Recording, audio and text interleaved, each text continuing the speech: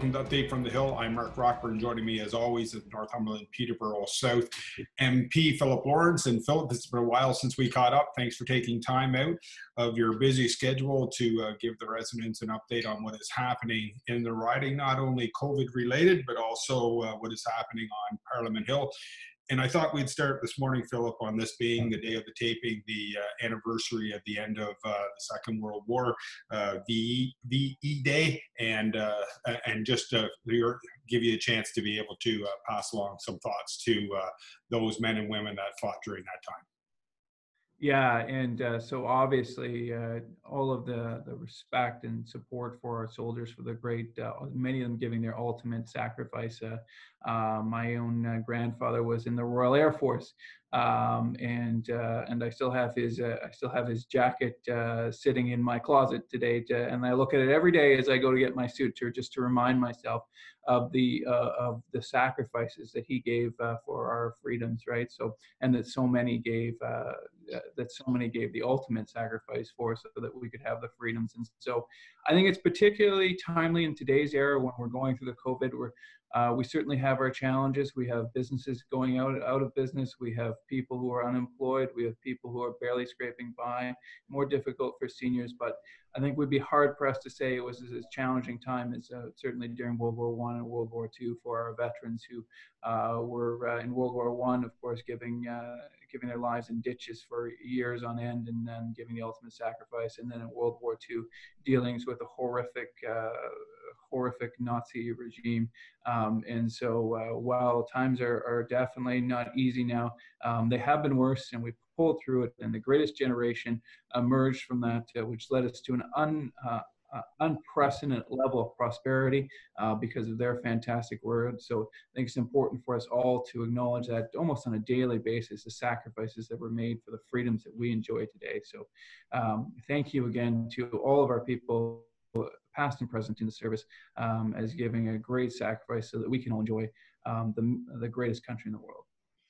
Did your grandfather relate stories with you, Philip? Because we hear so many people talk about their family members that did serve during that time that didn't like recounting stories once they came home.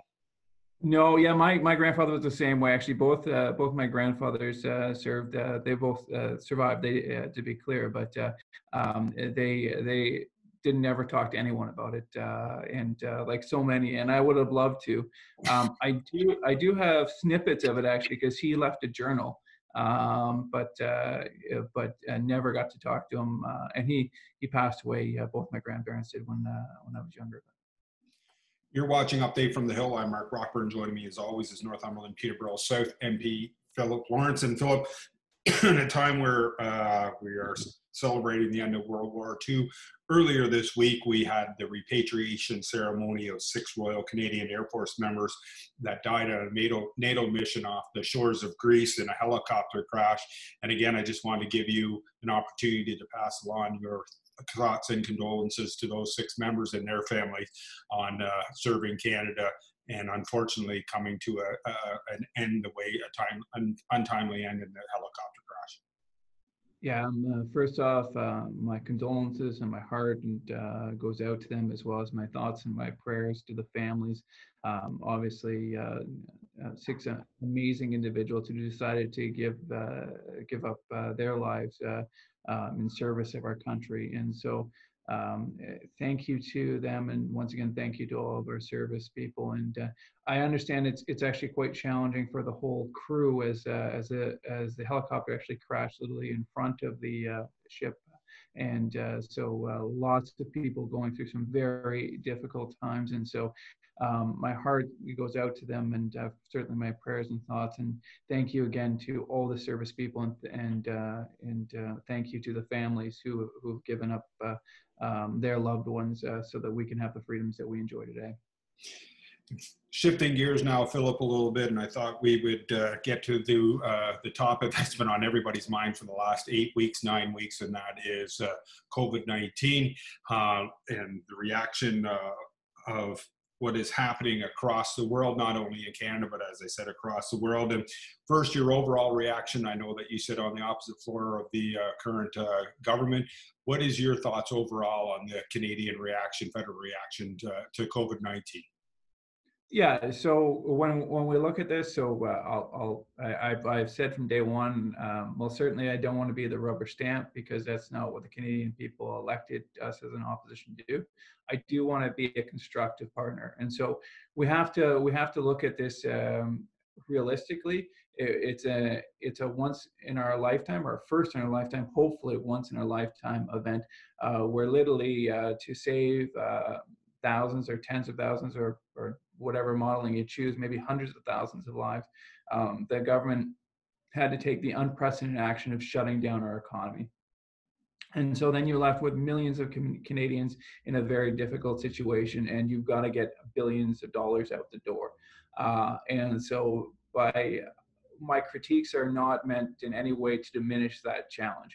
My critiques are meant to improve it, and so that we can help more people faster, especially if there happens to be a second or a third wave. So where I think some wins have happened is getting the CERB out of there fairly quickly into people who need it, and so appreciate that. But there certainly have been some challenges, including our farmers. I was speaking in the House. I was actually in the House of Commons on Wednesday, and I brought up a number of challenges. So whether it's the food processing centers, or the effect of the reduced quota, or just some of the issues with respect to harvest and planting now in the COVID-19, our farmers have significant challenges, and they. Although it's a large amount in a normal world, in pandemic world, they received a very tiny drop in the bucket of 252 million of support, half of which had already been announced. So really $100 million when other groups are receiving billions.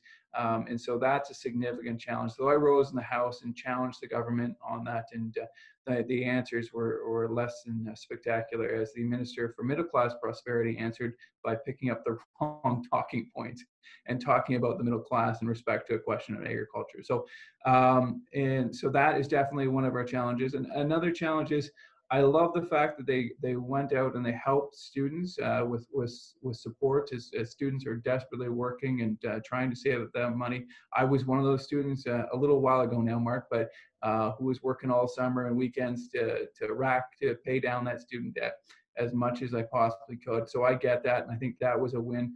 The only thing that I would have liked to have seen would have been more pay for work. So there's the Canada Summer Jobs, which is always oversubscribed in our riding, 3-to-1, perhaps some more funding there. And the other thing is, for our business owners, there's a huge gap. For your sole proprietors that don't have a T4, that use independent contractors, they are not covered by either the wage subsidy or the loan. And so that's, I've fielded literally hundreds of calls and hundreds of emails for business owners that are broke or close to going bankrupt because those programs don't help them. And then the government introduced a rent subsidy, which I think was a good idea, but unfortunately it's completely landlord driven, and the landlord has to agree to take a significant cut in their rent for that to kick into place. And so there are many tenants of small business owners who are not given access to that. And so I applaud the government certainly on the effort. However, when it comes to students, farms, and business owners, there are some significant challenges that, as a constructive partner, I'm pushing the government to fix so that our constituents in our riding are taken care of properly. I'm going to expand a little bit, Philip, and first on the student aspect of the help that's coming from the federal government, and talk about the fact that a lot of these students that rely on summer employment to be able to pay for tuition come next fall, to be able to help offset costs of not only tuition but rent, but going to university. And right now, I know there is a plan in place, and I think it's around $1,300 a month that these students can apply for and receive. But I know, talking to some students out there, that that's not going to be enough to help them long term for when they need to apply for school next fall. Yeah, and I think we're right on both sides of that equation, right? So, listen, I remember those days. They said a little while ago now, but washing dishes for 60, 70 hours a week so that I could pay for law school, and then eventually I got a little bit more fun job driving the horse and carriage in Niagara-on-the-Lake, which is a lot more fun, but still lots of hours and working hard. And what I would love to see is that they would have taken some of that $9 billion they put into that and put that money into the Canada Summer Jobs Program, where instead of getting paid, I think it's $12.50 a month to stay at home, students were getting paid $3,000 or $4,000 to work. Right, that helps our economy, that helps our local business owners, and it also, I mean, summer jobs are, yes, certainly about paying for school and other expenses, but they're also about experience. I mean, some of the things I learned washing dishes, and in terms of the work ethic that instills, spending, I think my record was 22 hours straight washing dishes. I still apply to my life today, right? And so that experience, those summer jobs are invaluable. So I would push the government to take some of that money from having students staying at home that are inadequate to pay for student loans and put that into our actual economy by putting students to work so they can gain that experience and actually earn the amount of money they need desperately to pay for their tuition. Our students that went to school, uh, they would not qualify under the CERB, is that correct? Or they would? Like some students do work part-time when they're in the college and university ranks to help out of cost. Are they able to apply for CERB? Are you aware of that? Or is it Yeah. one or the other? Or? So you only get one or the other. The CERB has a higher criteria, and so that higher criteria is if you earned over $5,000 in the 12 months, or in the preceding year of 2019. So if you earned over $5,000, you're over the age of 15, you can actually apply for the CERB, which is a larger amount. So if you can, you obviously want to apply for the CERB. Obviously, Philip, the second part that I wanted to talk to you about is farming, and obviously Northumberland-Peterborough South is a large agricultural area. Speaking with Northumberland-Peterborough South MPP, Dave Bicini, he said it's the largest probably business that's in the riding overall, if you count all the jobs of all the farmers. And we are seeing farmers having to dump milk because there's nowhere to sell it. We're seeing them being hit by the food processing closing due to the virus. We're also seeing the carbon tax being affected on them. And as you stated in the House this week, that many farmers are thinking of maybe not even planting crops this year, which when you look down the road could be devastating for the food economy down the road. Yeah, so thank you for that. You basically took my answer, Mark, which is great. Farmers are going to have in the post-pandemic world, as we move to the transition, safety always is first and foremost, but then we have to look at the economic crisis, and farmers are going to facing as a significant challenge as any particular sector or group. And they were coming into this not in great shape. They had the dairy industry had quota reductions. Same with the feathers. They were having challenges. Cash crops, the prices are down and have been down for a little while now. And we've also dealt with some weather challenges, wet springs, wet falls, etc. And so then we, unfortunately, like I said, the programs that were introduced them were not nearly as robust for other sectors. They said less than $200 million compared to other sectors receiving billions. And interestingly enough, we're one of the few, maybe the only, I haven't surveyed every country out there, that actually raised taxes during the pandemic.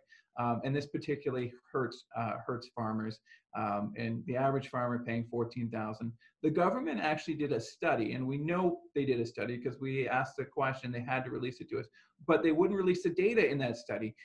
They called it secret, and I just, for the life of me, don't know what national defense or how keeping the cost of carbon tax on farmers is protecting our national defense. But anyways, the government won't release it, and so that's the questions I asked, and they just wouldn't even answer at all when I asked the question in the House.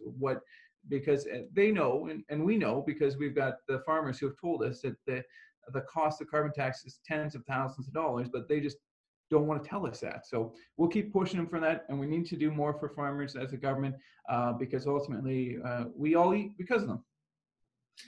David, we're up on our first break, so I just want to let the viewers know that when we come back, we're going to talk about the unemployment numbers that came out today. Staggering numbers, but I don't think numbers that anybody didn't see coming down the line and where we go from there. You're watching Update from the Hill. I'm Mark Rockburn. Don't go away. We'll be right back after this short break.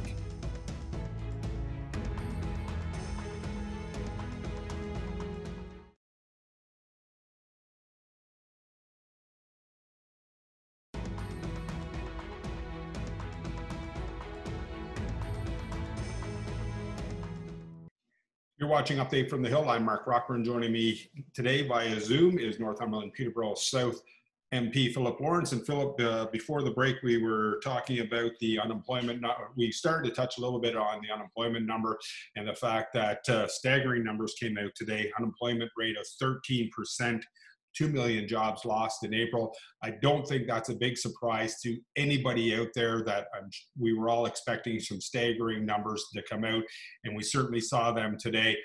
Where do we go from here to get this country back going? Because I know that many people are saying that we don't want to rush this, that we're 8 weeks into this now.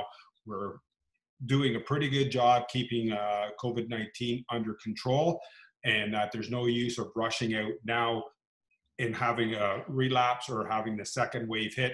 But there's many people out there that are saying we're going to lose a pile of businesses. A number of businesses are going to go under if we don't do something quickly. Yeah, so really two questions in there. The question of when and the question of how do we recover from that. So the question of when is a tricky one, and I have to give a big shout out to David Piccini, our MPP, and to the Ford government. I think they've been right on making sure that the terms were protected, and particularly right here in Northumberland, we've done I would say a really good job of keeping the numbers quite low, and so really congratulations to all of our frontline workers and our leaders. Our mayors just got off a call with them, doing a great job. So we certainly can't do it a moment too early, but we can't do it a minute too late either, because we've got businesses going bankrupt. We've got people in unprecedented financial challenges. So I'll leave that to the healthcare professionals. But what I would say is, as I know the Ford government is doing, and I push the federal government to do, is we need to test, trace, right? So we need to make sure we get to our new normal as fast as possible. And then when that magical date is, we're starting to delock and we want to make sure that we've got all the testing and the border security, and we've got all the controls in place so we can minimize the risk. There's always going to be a risk. There always is a risk going forward, but we need to minimize that risk by listening to public health officials and by doing things like abiding by even when we're out of lockdown, still keeping the distance, wearing masks, and doing all those important things like wash your hands and all that good stuff to make sure. Now, how we unlock, the way I look at this, Mark, is there is no substitute for the free market economy. And the government is a substitute. You can think of it as we've got a hole, we filled it in temporarily, but that hole will only last for so long. And so in order to get this economy roaring, it's not a secret what we need to do. We need to make the economy as efficient and as effective as possible by reducing the barriers for success of business owners, our job creators, our wealth creators. We need to reduce taxes. We need to invest in infrastructure, and we need to make sure our economy becomes strong, because it's only through growth and being able to make them more effectively, deliver services more effectively, more efficiently, that we'll be able to start to chip away at the massive amount of debt, and I do mean massive amount of debt, that we're going to have to pay off over the coming generations. You're watching Update from the Hill. I'm Mark Rockburn, joined by Northumberland-Peterborough South MP Philip Lawrence. And Philip, I was just kind of bring that up, and leading me into the next question is that we see what the government is doing to try to get money in people's pockets. You know, opposite thing would be a Great Depression where there's no money at all going in. But at some point, you know, we look at this and say, how long would this debt going to be in place because of the measures that we are putting in place right now? Yeah, and I want to be clear that I think a lot of this debt is good debt and money that had to be spent. Now, the money preceding this, right, for 5 years, we went into $100 billion of deficit spending.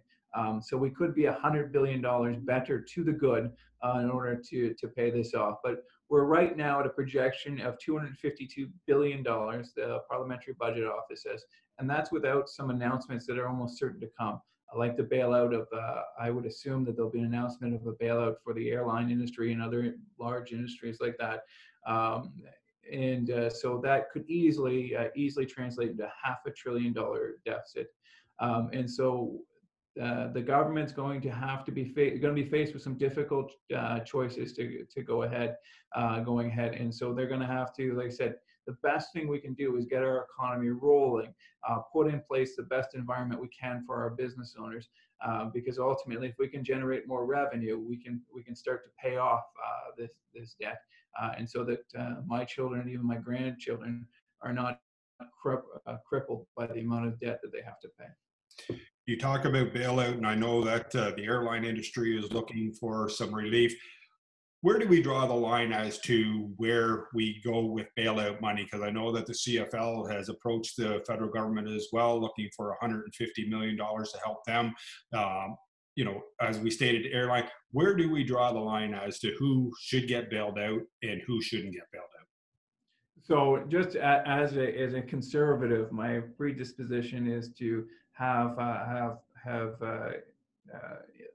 people rely on themselves, and companies, especially large companies, rely on themselves going forward. And so we'll have to see what is introduced. But there are some business industries that were actually doing quite well. Like Air Canada certainly historically had their challenges, but they were actually running quite efficiently and doing quite well as a company, and I might say quite well managed as a company. And being hit by a pandemic, we shouldn't just wipe that airline out because of a once in generation. So we'll have to see what would be introduced. Generally, as a conservative, I'm against bailouts, especially corporate welfare. But you can't look at this in a normal lens. I think it's fair to say. In your opinion, are we opening up too quickly? I know that the Ford government announced, another province have announced minor openings of the way things were, such as retail, such as garden centers. But are we opening up too early? Yeah, I will leave that to our public official or our public health officials to discuss. As we discussed, it is a difficult thing, and I don't know without the value of hindsight whether you'll ever ultimately know. It's a difficult decision to make, because on one side you've got the health and safety, particularly of our most vulnerable. It's everyone's grandma, grandpa, great grandpa, great mom. All their lives are literally at stake on one side, and so we have to be serious about that. On the other side of the equation, you have businesses literally going bankrupt. You have people who can't make ends meet. You have significant challenges on the other side as well. And so what I would say is that I'm not the public health official, so I can't give you the exact day mark, but let's try and mitigate that risk as much as possible. Let's build as many walls as we can around our vulnerable. Everything that the province is doing to protect our long-term care facilities, let's do that. Let's all take our new normal seriously. Wear our mask, wash our hands, keep 6 feet away, even into the new world, even into the post-pandemic world. You're watching Update from the Hill. I'm Mark Rockburn, joined by Northumberland-Peterborough South MP Philip Lawrence. And Philip, everything is starting to, while we're living in this new world, but things need to continue on, and we're starting to see councils meet on a regular basis on all 7 municipalities, but also the House of Commons is back sitting, and a brave new world in the House of Commons world where sittings are now somewhat being held virtual in the virtual world as well on Zoom. Talk about moving towards that, and also sitting in the House now, because I know there is actual sittings as well, but on a limited basis. Yeah, and so I understand the necessity, I suppose, for the virtual sittings, but I'll be candid with our listeners. I love having my staff meetings. When I was in corporate Canada, I used to have lots of meetings.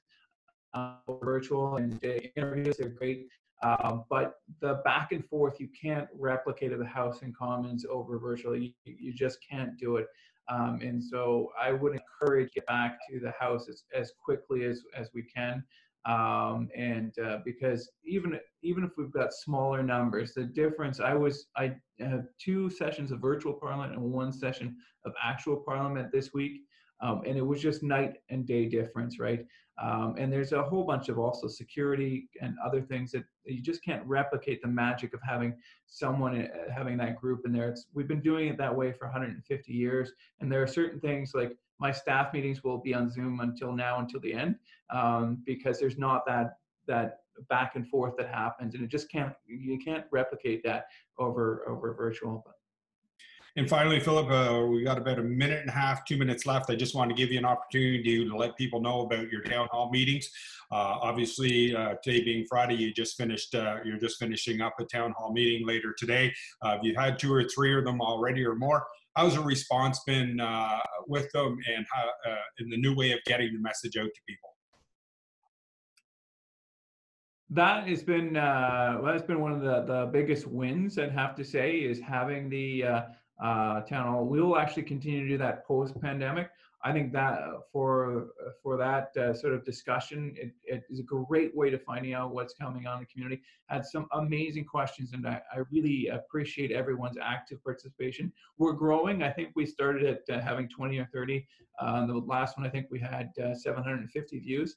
I'd love to get that up to like 10,000 views, but we'll do our best to try and promote that. You've been watching Update from the Hill. I'm Mark Rockburn. We'll see you in 1 week's time.